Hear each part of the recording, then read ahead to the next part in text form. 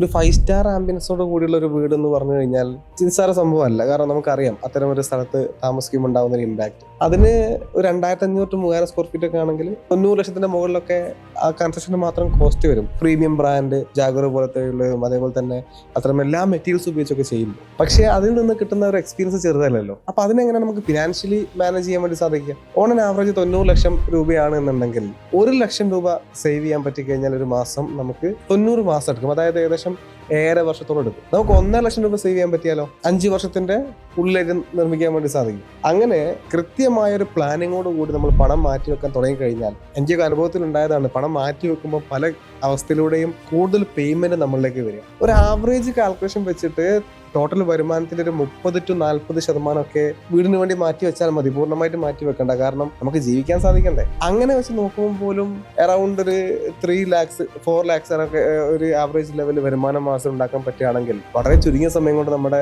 സ്വപ്നം ഭവനം പൂർത്തിയാവില്ലേ? അതും ഇതേപോലെ ഒരു എക്സ്പീരിയൻസ് കൂടിയാണെങ്കിൽ പിന്നെ പറയേണ്ട ആവശ്യമുണ്ടോ? എല്ലാ ദിവസവും സ്റ്റാർ ഹോട്ടലിൽ താമസിക്കുന്ന പോലെയാണ്. Luxor, a luxury smart living experience.